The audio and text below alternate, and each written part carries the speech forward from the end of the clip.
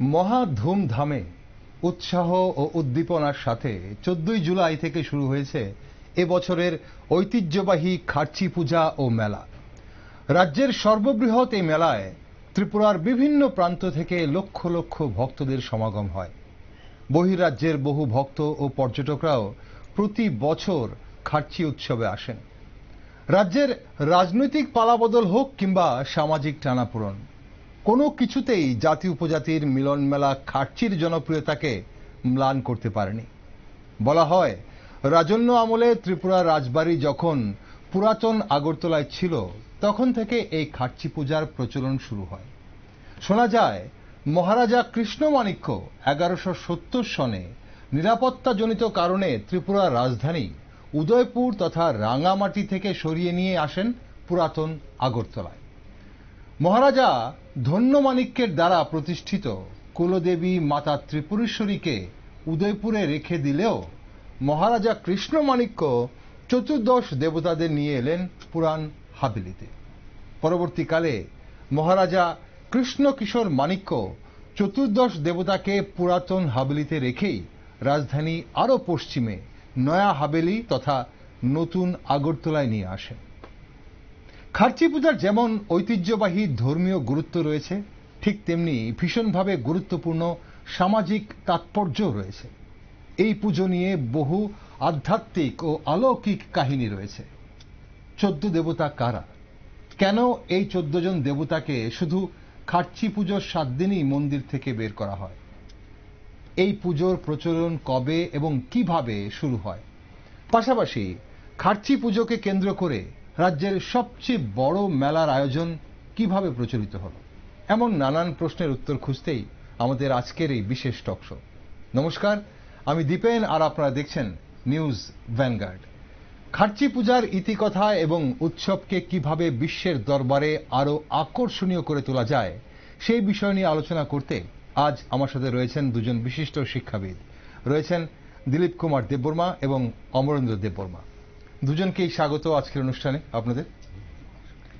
দিলীপবাবু, খার্চি কথাটার অর্থ কি? আমরা আজকের অনুষ্ঠান শুরু করার আগেই যদি আমাদের দর্শক বন্ধুদের আপনারা বলেন যে খার্চি কথাটার অর্থ কি আর এটা কোন ভাষার শব্দ?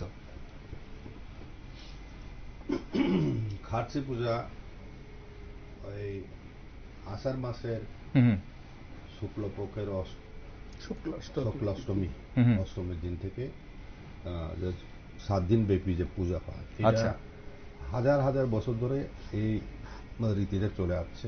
আচ্ছা, এবং ত্রিলোচন সর্বপ্রথম এই পুজো শুরু করেন এবং সময়কাল হিসাবে যদি ধরি, কুরুক্ষেত্র যুদ্ধে ত্রিলোচন অংশগ্রহণ করেছিলেন। আচ্ছা, এবং যুধিষ্ঠিরের সমসাময়িক ছিলেন মানে ত্রিলোচন, তাহলে মহাভারতের সময়। হ্যাঁ, এবং ত্রিলোচনের দ্বিতীয় ত্রিবেগের রাজা ছিলেন ত্রিলোচন, অর্থাৎ কামরূপে ব্রহ্মপুত্র নদীর তীরে। আচ্ছা, দ্বিতীয় ত্রিবেগ। এবং তখন থেকেই এই পূজার শুরু আমরা রাসমালা অনুসারে জানতে পারি। এখন এই যে 14 দেবতা, এই 7 দিন ব্যাপী যে পূজা, এটাকে খার্চি পূজা বলা হয়। কিন্তু এমনিতে দেবদেবীর আলাদা নাম আছে, আলাদা আলাদা নাম। 14 জন দেবদেবীতে আলাদা নাম আছে, আলাদা। এই যেমন হরমা, হরিমা, প্রথম যে 4 জন। আচ্ছা, হ্যাঁ, হিন্দু দেবদেবীর প্রধান যে 4 জন দেবদেবী, হর মানে শিব, উমা মানে দুর্গা বা কালী, এবং হরি হলো বিষ্ণু, আচ্ছা, তারপর লক্ষ্মী। আচ্ছা, এইভাবে এখানে 14 জনের মধ্যে আছে, আরো আছে কার্তিক আছে, গণেশ আছে, ব্রহ্মা আছে, পৃথিবী আছে, কামদেব আছে, সমুদ্র আছে, গঙ্গা আছে, তারপরে আপনার হিমালয় পর্বত আছে। অর্থাৎ আসলে শুরুতে সব ধর্মের শুরুতেই মানে সর্বপ্রাণবাদী যে প্রথা সেটাই ছিল। আচ্ছা, এবং সেই প্রথা কিন্তু এখনো মানে এখনো চালু আছে ত্রিপুরা রাজ্যে। আচ্ছা, আসলে এই যে 14 দেবদেবী, এই যে শুধু মুখটা আছে, হ্যাঁ, মুখাবয়বটাই আছে শুধু, এটাকে মূর্তি বলা হয় না। এটা প্রতীক। পূর্বে হয়তো এটা বাঁশ দিয়ে যখন মূর্তি তৈরি করা হয়েছিল ছিল না মূর্তি, তখন কিন্তু বাঁশ দিয়ে প্রতীক চিহ্ন হিসাবে বাঁশ দিয়ে পুজো করা হতো। এই বাঁশের প্রতীকটা এখনো রয়ে গেছে। আচ্ছা, মূর্তির পেছনে বাঁশের কাঠামো এখনো তৈরি হয়। হ্যাঁ, এখনো তৈরি হয়। ওকে, আমরা অবশ্যই যাব। পুজোর ধরনটা, কার্তিক পূজার অর্থ এখানে বিভিন্ন জনে বিভিন্ন রকম ব্যাখ্যা দেয়া থাকে। খা মানে পৃথিবীকে অনেকে বোঝাতে চান, একদম পৃথিবীর পূজা। আচ্ছা, এই ধরনের বোঝানোর চেষ্টা, মানে খার্চি মানে পৃথিবীর পুজোকে মানে বলেন পুজো, ঠিক এই ধরনের। ওকে, আমি আসবো আপনার কাছে আরেকবার। হ্যাঁ, অমরেন্দ্র বাবু বলুন। একটু বলি, আমাদের যে রীতি অনুযায়ী আমাদের ত্রিপুরীদের যে প্রথম পদার্পণ থেকে এমনি লিখিত আছে যে এই 7 দিন ধরে 14 দেবতার মেলার উপলক্ষে যে অনুষ্ঠান হয় এটা খার্চি বলা হয় সাধারণ বাঙালিদের ভাষায়, অনেক লিখিত। আচ্ছা, কিন্তু আমার মতে খার্চি আগে অনেক দিন থেকেই এটা মানে পৃথিবীতে উনি বলছেন এদের অনুযায়ী, সংস্কৃত অনুযায়ী, কিন্তু আমাদের মধ্যে মানে হৃদয়। আচ্ছা, হৃদয়। তো চি মানে কি? ইন্দ্রিয়। চি মানে 10। আচ্ছা, 10 ইন্দ্রিয়, পঞ্চ ইন্দ্রিয় আর পঞ্চ ঘ্রাণেন্দ্রিয়। আচ্ছা, এই যে 7 দিনের যে তখনকার ইয়ারা,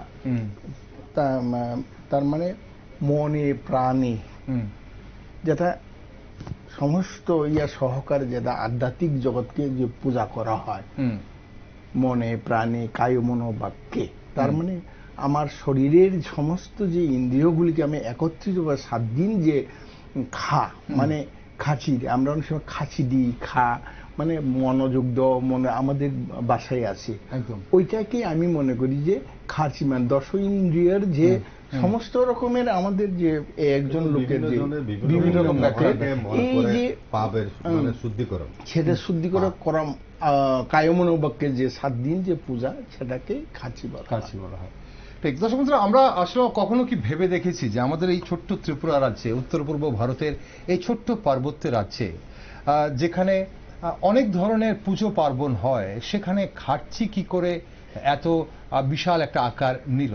খার্চি পূজা বা খার্চি পূজার এই মেলা কি করে এত বিশাল আকার নিল, সেটা আমরা কখনো ভেবে দেখেছি কি?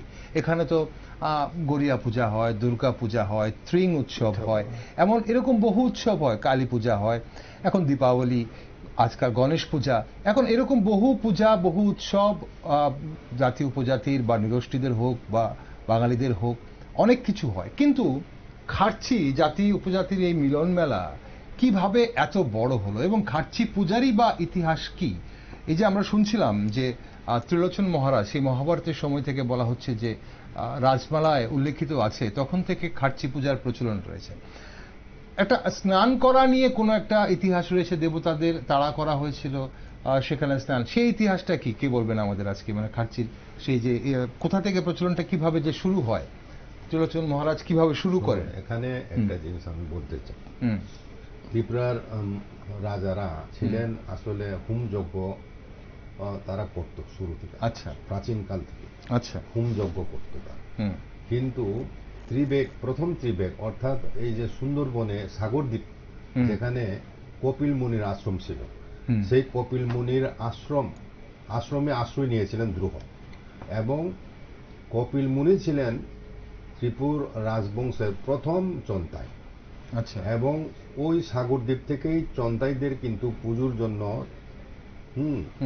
আনা হয়েছিল ত্রিলোচন আমলে। ত্রিলোচন যখন মহাদেবকে জিজ্ঞেস করেন যে এই পুজো মন্ত্র আমার রাজ্যে কেউ জানে না, কি করে আমরা পূজা করব, তখন সাগরদ্বীপ থেকে নিয়ে আসবো, এটা মহাদেবের নির্দেশ। এবং আরেকটা কথা, 25 জন রাজা প্রথম ত্রিবেগ অর্থাৎ সাগরদ্বীপে রাজত্ব করেছিলেন, এবং সেখানে একটা সভ্য এবং শক্তির একটা প্রধান কেন্দ্র ছিল প্রাচীন যুগ থেকে। আচ্ছা, যেখান থেকে নাথ যুগীদের উৎপত্তি হয়েছে। এই যে এখন এই যে মীননাথ কন, সরুঙ্গীনাথ কন, তারপরে আপনার এই যে আরো এই যে গোরক্ষনাথ এবং আদিনাথ হলো প্রথম, যার মন্দির এখনো চিটাগাঙ্গে ওই যে সুন্দরবন এরিয়াতে এখনো আদিনাথের মন্দির আছে। আচ্ছা, এবং এখানে শিব শৈব এবং শক্তির সাধনা কেন্দ্র, প্রধান কেন্দ্র ছিল কোন এক সময়। কাজেই এই দ্বিতীয় ত্রিবে কামরূপে আসার পরে এবং ওই ইয়ে থেকে কপিল মুনির সময় থেকেই এই যে শৈব এবং তান্ত্রিক যে সাধনার সংস্পর্শে এসেছিল ত্রিপুরার মহারাজারা। আচ্ছা আচ্ছা। তারপর আরো যখন মানে ভিতরে প্রবেশ করলো এই যে কিরাত প্রদেশের এই যে কামরূপ, যেখানে কামাখ্যা মন্দির আছে, আচ্ছা, যেখানে তন্ত্র সাধনার জন্য বিখ্যাত আদি কাল থেকে, কামাখ্যা মন্দিরকে কেন্দ্র করে। কাজে সেখানে এসে মানে অনেক সংমিশ্রণ হয়েছে লোকাল যে উত্তর পূর্বাঞ্চলের বিভিন্ন এথনিক গ্রুপের, এবং পরবর্তী সময় ব্রাহ্মণদের তো ব্রাহ্মবাদ প্রথম নদিয়াতে ওয়েস্ট বেঙ্গলের কেন্দ্র ছিল, ব্রাহ্মণদের হেড অফিস। তারপরে আসামে পরবর্তী কামরূপে হয়েছিল। আচ্ছা, হ্যাঁ, এর আগে মিথিলা ছিল, তারপরে ইউপিতে ছিল। কাজে এই যে মিশ্রণটা ত্রিলোচনের আমল থেকে বেশি করে সভ্য এবং শক্তি যে সাধনা, এটা প্রবলভাবে মানে দেখা দেয়।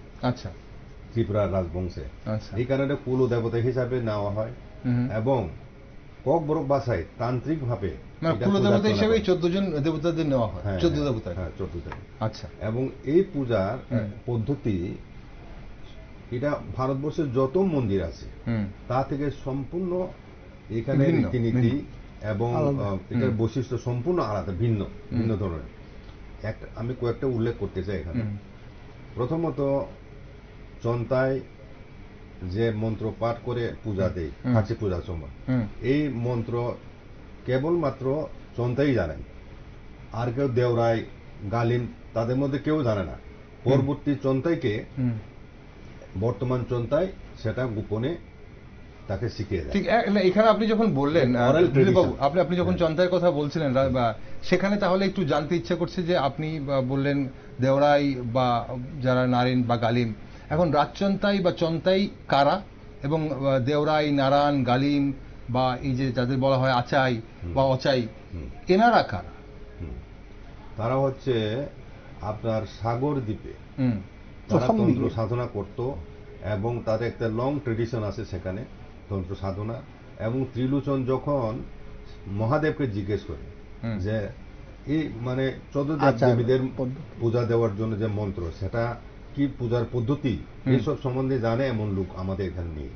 তখন শিবই মানে রাজাকে নির্দেশ দিয়েছে, তুমি সাগর দ্বীপ থেকে তাদেরকে নিয়ে আসো। সাগর দ্বীপে যারা আছে তারা জানে। আচ্ছা। এবং চন্তাইদেরকে সাগর দ্বীপ থেকে আনার কথা রাজমাল উল্লেখ করা আছে, এবং ত্রিলোচনা আমল থেকে বংশ পরম্পরায় ওই চন্তাই হইল হেড প্রিস্ট। আচ্ছা। এবং নেক্সট হইল দেওরাই।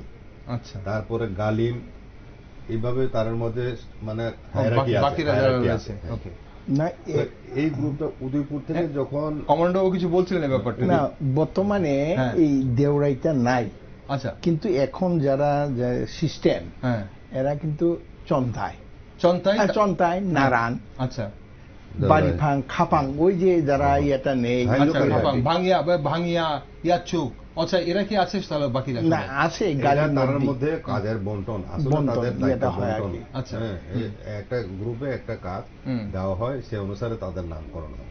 আচ্ছা, যাই হোক, ক্লাসিফিকেশন আছে তাদের মধ্যে। আর তাছাড়া এই যে আপনার ইয়েটা মহারাজ যখন ত্রিলোচন, যখন এটা ধাতু মূর্তি, যখন মুন্ডু মূর্তিটা করা হয়, তখন কিন্তু মহাদেব সামনে ছিলেন। এটা ত্রিপুর খণ্ডে লিখিত আছে।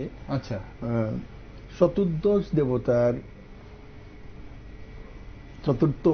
চতুর্দশ মুখ শিবে নির্মাণে দিল সম্মুখে। শিবে মানে শিব ঠাকুর সামনে দাঁড়িয়ে এটা নির্মিত করাইছিল। আচ্ছা, এটার ত্রিপুর খণ্ডে আমাদের ইয়াতে লেখা আছে, রাজমালাতে। আচ্ছা, যাই হোক, আমি যেটা বলতে চাইছি, এখন চন্তাইদের কোন জায়গা থেকে নিয়ে আসা হয়েছিল, এবং এই চন্তাইদের যখন আনা হয় তাদের সম্বন্ধে বলা হয়তো তারা নারীর রান্না বক্ষণ করে না।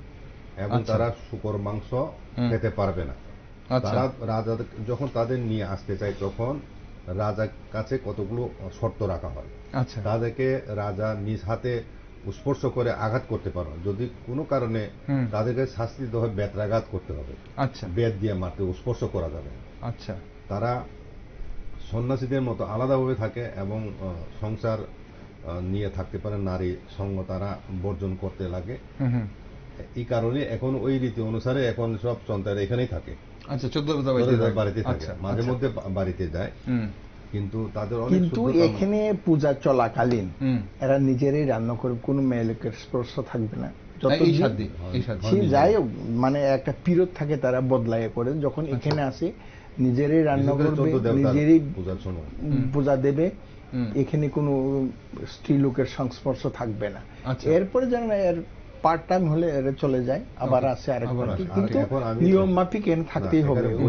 আলাদা বৈশিষ্ট্যের মধ্যে আমি বলতে চাই, এখানে যে মুখবয়ব আছে সেখানে আমরা একটা চিহ্ন, চন্দ্রকলা, চন্দ্র চিহ্ন, অথবা অনেকে বলে এটা সিংহ চিহ্ন, চন্দ্র। এখন এই সিংহ চিহ্ন বিশিষ্ট কোন দেবদেবী ভারতবর্ষে অন্য কোন মন্দিরে দেখা যায়, একটা বিরল দৃষ্টান্ত। এটার সঙ্গে আবার সিংহ চিহ্ন এরকম দেবদেবী আমরা বেদে দেখতে পাই।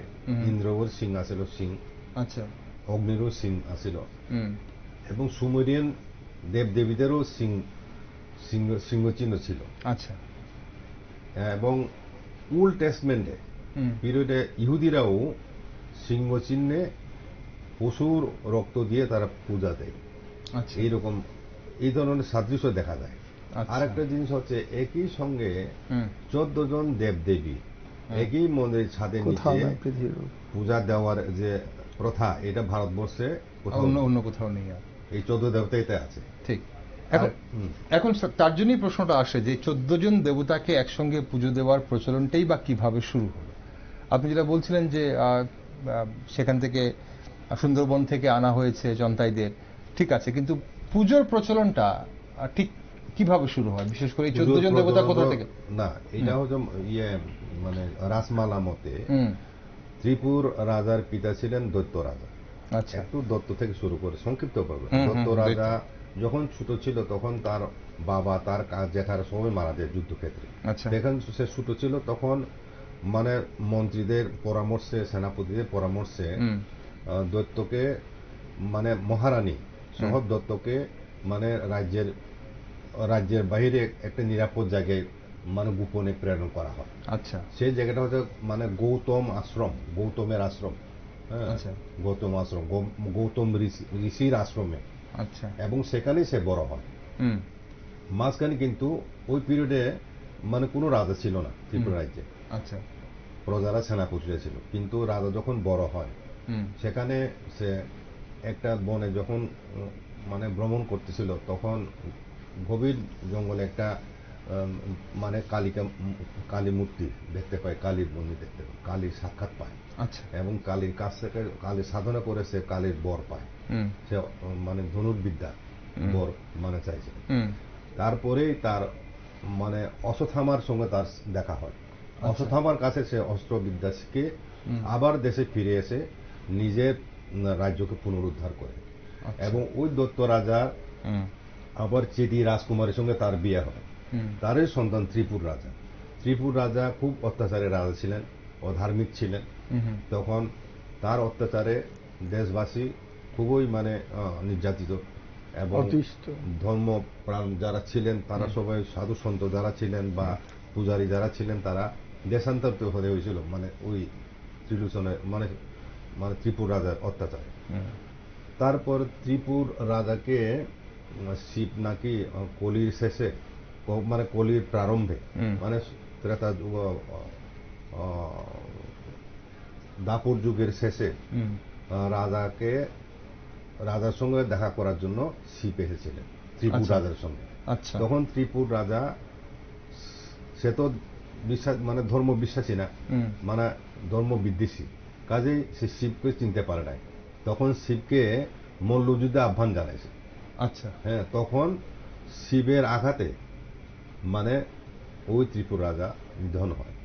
এবং সে যখন ধরাশায়ী হয় তখন উপরে যখন চেয়ে দেখে তখন সে শিবের রূপটা দেখতে পায়, তখন বুঝতে পারে যে শিব। আচ্ছা, তারপরে ত্রিপুর মারা যাওয়ার পরে হীরাবতী, এখানে দুইটা মতবাদ আছে। হীরাবতী হচ্ছে মানে ত্রিপুর রাজার মহারানী। আচ্ছা, ত্রিপুর রাজা। এখন মহারানী তখন নিঃসন্তান ছিলেন, বা তার গর্ভে, অনেকে বলে গর্ভে সন্তান ছিল, এবং অনেকে বলে মানে শিবের বরে সে গর্ভ প্রাপ্ত হয়েছে। কিন্তু আসলে রাজরত্নাকরণ মতে ত্রিপুর রাজা মৃত্যুর 7 মাসের মধ্যে ত্রিলোচনে জন্ম হয়। তার মানে হীরাবতী প্রেগন্যান্ট ছিলেন, গর্ভবতী ছিলেন যখন ত্রিপুর রাজা নিধন হয়। তখন শুধু শিবের কাছে প্রার্থনা করেছিল যাতে ছেলে সন্তান হয়। আচ্ছা, ছেলে সন্তান যাতে হয়, ছেলে না হলে তো রাজা হইতে পারত না। তো এই কারণে ত্রিপুর রাজার পরে আরেকটা, ওই ত্রিপুরার আরেকটা আছে এখানে ঘটনা, মানে তখন তারা এত মানে রাজা ছাড়া প্রজারা বাঁচতে পারে না, তারা বিভিন্ন প্রতিবেশী দেশে গিয়ে ভিক্ষাবৃত্তি করে তারা খেতে হয়েছিল। তখন তারা সবাই মিলে এক সময় সিদ্ধান্ত নিছে যে আমরা এইভাবে তো আমাদের জীবন চলতে পারে না। মন্ত্রী পরিষদরা পাবলিক তারা সিদ্ধান্ত নেয় আমরা শিবকে ডাকি। 7 দিন 7 রাত্র ব্যাপী তারা একটা কি জানি একটা পর্বতে, ভস্মকলা পর্বতে গিয়া তারা প্রার্থনা করে। 7 দিনের পরে শিব মানে দেখা দেওয়ার পরে তাদেরকে বলে যে দেখো, প্রজাদের রাজা ছিলেন না সেখানে, তখন রাজা ছিলেন প্রজারাই, শুধু প্রজা। তখন তারা শিব বলে দেখো অধর্মের পথে গেলে কি হয়।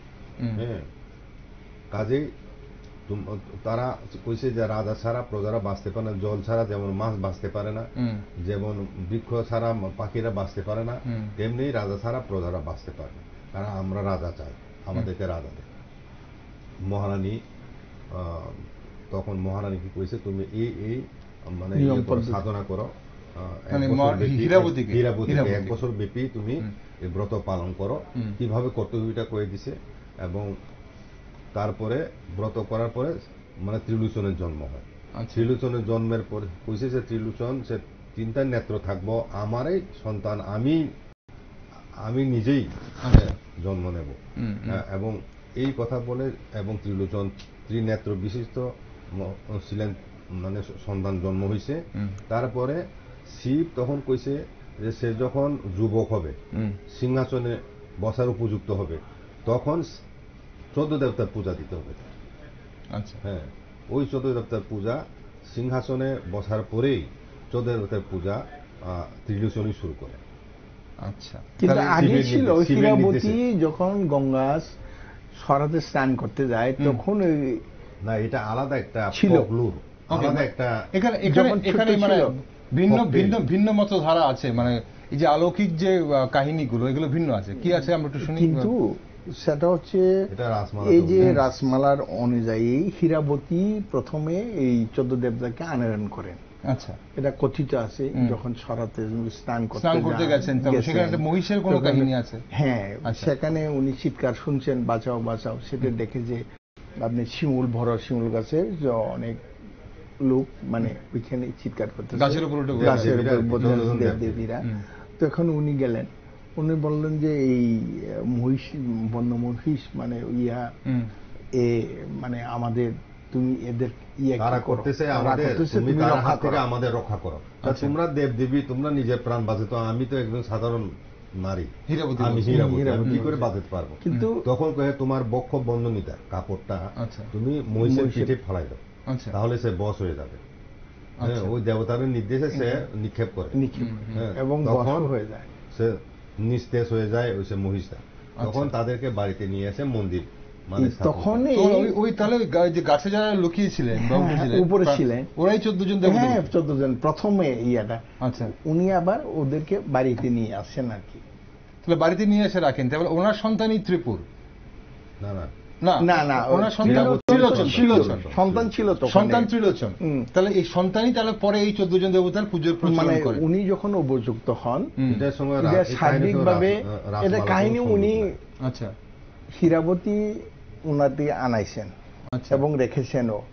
ওইখানেই প্রথমে উনি দেখলেন যে আমাদের ত্রিলোচন উনি দিনে দিনে শুকায় যাইতেছে। আচ্ছা, ওইখানে বেড়াগড়ের, তখন তো বেড়াগড়েই থাকবে, তো কেন এরকম হইতেছে দেখতে দেখতেছে অনেক সময় খেলতে খেলতে ওই ঘরে ঢুকে। আচ্ছা, যেখানে 14 জন দেবদেবী থাকে, তো দেখা যায় যে দিনে দিনে রোগা পাতলা। তো কেন হয়? সে এখানে গেলে নির্জুরি হয়, বেড়ার ফাঁকে দেখলো যে এরা রক্ত চুষা ওদেরকে পান করতেছে ছেলেটাকে। আচ্ছা, তারপর সেরে দেয় তার দুর্বল বাপ। তখন মহারানী রাগের চোটে এদেরকে জিজ্ঞাসা করে, তোমরা এত লালিত পালিত, কিন্তু কিসের অভাব তোমরা এরকম করতেছো? তো কেন এরকম করো? তো এরা বললো যে মহারানী ক্ষমা করেন, আমরা কিন্তু রক্ত সারা আমাদের ইয়েটা হয় না। ওই তখন ওই এদেরকে এই বলি দেওয়ার প্রথা আরম্ভ হয়। আচ্ছা, সেখান থেকে এই যে খার্চি যে বলি প্রথা, হ্যাঁ বলি প্রথা হয়। কিন্তু বাস্তবিক ভাবে 14 দেবতাকে ধাতুরূপে যখন প্রথম করা হয় সেটা করেন ত্রিলোচন। আচ্ছা, এবং সেটাও মহাদেবের নির্দেশই। ওকে, তাহলে এখানে দিলীপ বাবু, এই যে বলির প্রথাটা এখন, তাহলে এটা কি এখান থেকে, মানে রাজমালা অনুযায়ী এখান থেকে? রাজমালাতে শিবের নির্দেশ করেন এই যে মানে 14 দেবতার পূজার যত রীতি আছে সবটাই শিবের নির্দেশে হচ্ছে। এবং শিবই মহাদেবী ত্রিলোচনকে বলি দেওয়ার জন্য। আচ্ছা, এবং প্রথম 3টা বলি রাজা সহস্তে দিতে হবে, আর বাকি বলিগুলো মানে দেওরাইরা দেবে মন্দিরের বাইরে। 3টা বলি কিন্তু রাজা নিজের মন্দিরের ভেতরেই দেওয়া হয়। আচ্ছা, এটাই রীতি ছিল আগে। আচ্ছা, কিন্তু এখন যেহেতু রাজতন্ত্র নাই, এখন এই বলিগুলো এখনো এই বলি দেওরাই যারা আছেন বা ওই গালিম এই যে গালিমরা, কিন্তু ওই যে মানে মূর্তি থেকে জল দিয়ে টান দিয়ে নিয়ে যেতে হয় ওই যে বলি স্থানে। আচ্ছা, হ্যাঁ, এটা মানে জলের লাইন। কিন্তু এখানে আরেকটা অদ্ভুত ব্যাপার, যখন আমরা পাঠা বা এগুলি বলি দেই অনেক সময় দড়ি থাকে, কিন্তু এদের প্রথমের যে এগুলির বেলায় আপনি এটাকে সুস্থতা রাখতে হবে, আমাদের বেটের দ্বারা এটাকে গলার মধ্যে আটকানো হয়। আচ্ছা, মানে প্রত্যেকটা বলিতেই গভর্নমেন্টের বা এখন যে ইয়ারে সেখানে বাঁশের আছে না বেট, এটার অর্থ হচ্ছে এই যে আমরা যে দড়িটা হয় নিচুরি ইয়া না, মানে সজীব না। আচ্ছা, বাঁশের যে কনসিডার করা হয়, বাঁশের বেদ দিয়ে যেটা বান্ধা হয় সেটা তো আমরা সজীব গলার মধ্যে দিতে হয়। এখন বলি প্রথা শিবের নির্দেশে প্রচলিত হয়েছিল এবং রাজা সহস্তে 3টা বলি দিতে হয়। রাজা শিবের নির্দেশে এই প্রথা চালু ছিল এবং একসময় নরবলি ছিল, হতো এখানে নরবলি দেওয়ার মানে প্রথা ছিল। বিশেষ করে সৈন্য মানে শত্রু পক্ষের সৈন্যদের ধরে এনে তাদেরকে বলি দেওয়া হতো। আচ্ছা, তারপরে রাষ্ট্রীয়ভাবে মানে বলি দেওয়ার প্রথা অন্য ভারতবর্ষে অন্য কোথাও আছে কিনা জানি না, তবে এখানে বলি ব্যান্ড পার্টি বাজে এবং মানে আকাশে গান শট করে রাজ আমলে বলি দেওয়া হতো। এখনো যখন প্রথম বলি দেওয়া হয় তখন কিন্তু ব্যান্ড পার্টি থাকে সেখানে, ব্যান্ড পার্টি, এবং তারা বাজে বলির পরিবর্তে এখন বাজে ফোটায়। আচ্ছা, প্রথম ঠিক আছে। ওকে, আমরা আসলে খার্চি পূজার বা খার্চির এই যে উৎসব, খার্চি পূজার নানান পৌরাণিক কাহিনী আমরা শুনি, রাজমালাতে উল্লেখ রয়েছে, এবং এছাড়াও অমরেন্দ্র বাবু যেরকম বলছিলেন যে কিছু কিছু প্রচলিত কথা রয়েছে। এখন যদি আমরা একটু দেখি যে প্রাচীনকালের খার্চি পূজা যেগুলো আমরা আলোচনা করছিলাম এই মুহূর্তে, বর্তমান পুজোর মধ্যে কি কোনো পার্থক্য আছে? এমন কি কোনো রীতি আছে যেটা আগে হতো এখন আর হয় না? যেমনটা আপনি বলছিলেন যে প্রথম বলির সময় আগে গান সেলুট করা হতো, ব্যান্ড পার্টি, এখন গান সেলুটের জায়গায় সেখানে বাজি পোড়ানো হয় এবং ব্যান্ড পার্টি চলে। আগে রাজা প্রথম 3টে বলি দিতেন, এখন যেহেতু রাজতন্ত্র নেই তাহলে রাজা বলি দিচ্ছেন না, এখন মানে রাষ্ট্র থেকে দেওয়া হচ্ছে।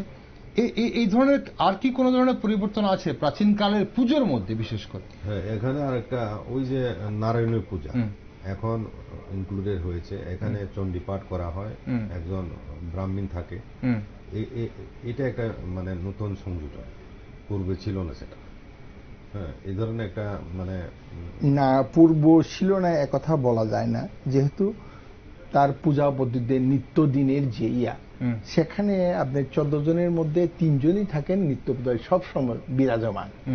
এখন যেটা আপনাদের বাসায় হর, উমা, হরি এই 3 জন এবং চণ্ডী, চণ্ডীকে বাল্যভোগ দেওয়া হয় সকালবেলায়, এই 4 জনে পূজা পায়। যেমন ধরুন না, এখন অনেকজনই ভাবতে পারে যে আমাদের কিভাবে শিবকে সাত্বিক খাওয়া বাদে ইয়েতে দেওয়া হয়, মেবি প্রশ্ন করতে পারে, বা নারায়ণকে কিভাবে তাদেরকে ইয়েতে দেওয়া হয়, প্রশ্ন আসতে পারে। কিন্তু এটার অর্থ হচ্ছে এই যে তান্ত্রিক ওয়েতে 108টা যে নামের মধ্যে এর মধ্যে কতগুলি শব্দ যেটা পূজা দেওয়া হয় না ককবরকের শব্দ আছে, আচ্ছা, বিভিন্ন নামে। এখানে আমি শিব বা মহাদেব নামে দেওয়া হয় না। আচ্ছা, আমাদের ককবরক ভাষায় আলাদা একটা জিনিস আছে, আচ্ছা, সেইগুলিকে এদের দেখে দেওয়া হয়। ধরে তো নেওয়া হয় শিব ঠাকুরকে পুজো দেওয়া হচ্ছে, এটা আমরা বাহ্যিক দিক থেকে ধরে নিই। আচ্ছা, কিন্তু এটার কথিত আছে আপনার ইয়াতে, আমরা ককবরকের কাউকে তো বলে না, আমাদের ইয়াতে 1900 মহেন্দ্র মানিকের আমলে এখানে রাজতন্ত্রকে জিজ্ঞাসা বলা হয়েছিল, সেখানে কৃষ্ণ বল্লভ দেব শর্মা যেখানে লিখিত করেন, এবং এখানে দুর্গা প্রসাদ নারায়ণ উনি চন্তাই উনি বলেন, সেখানে ইনি ককবরকে বলছিলেন আর কি, যেটা সূর্য পূজা খালাই মানে সূর্য পূজা মানে সূর্যকে সবসময় এর আগে পূজা দেওয়া হয়তো। এখনো আমাদের ত্রিপুরা রাজ্যে এর আগেও দেখবেন যে সূর্যের পূজা প্রথম হয়। আচ্ছা, এটা পুজোর যে কোনো আগে এটা করা হয় সবসময়। তো ওইখানে লিখিত আছে যে বই আমাদের ইয়াতেও আছে, এখন নাই, সেটা ওইখানে লিখিত আছে ককবরকের কতগুলি নাম, এবং ওইখানের মধ্যে যেটা আমরা এখন প্রবাহমান, যেটা আমরা উজাই বলি যারা তান্ত্রিক ওয়েতে বলে, এখানে সবসময় আমাদের একটা আলাদা নাম থাকে। এই ব্যাপারে আমি বলে শিব এক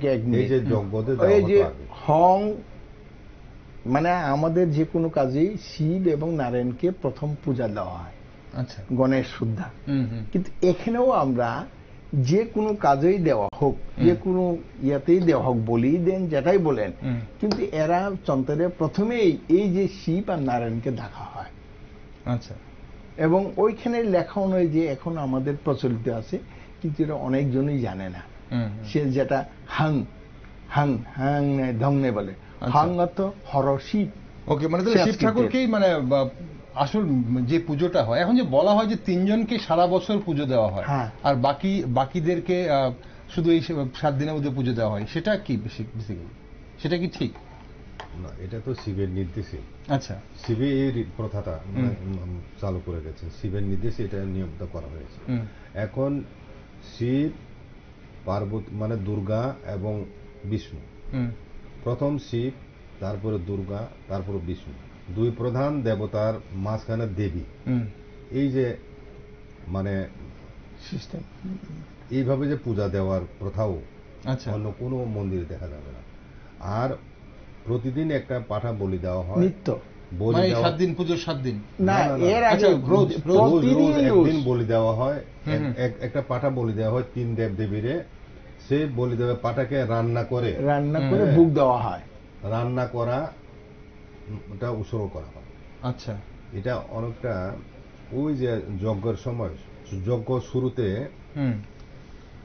পশু বলি হতো। আচ্ছা, ঘোড়া হোক, গরু হোক, বলি দিয়ে তারপরে রান্না করে যজ্ঞতে উৎসর্গ করা হতো।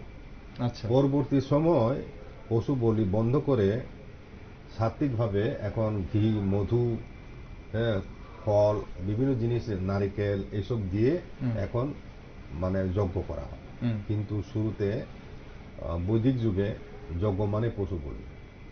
কিন্তু এই বলি প্রথা এবং রান্না করে যে উৎসর্গ করা, এটার সঙ্গে এই যে দেবতার প্রধান মিল আছে, সাদৃশ্য আছে।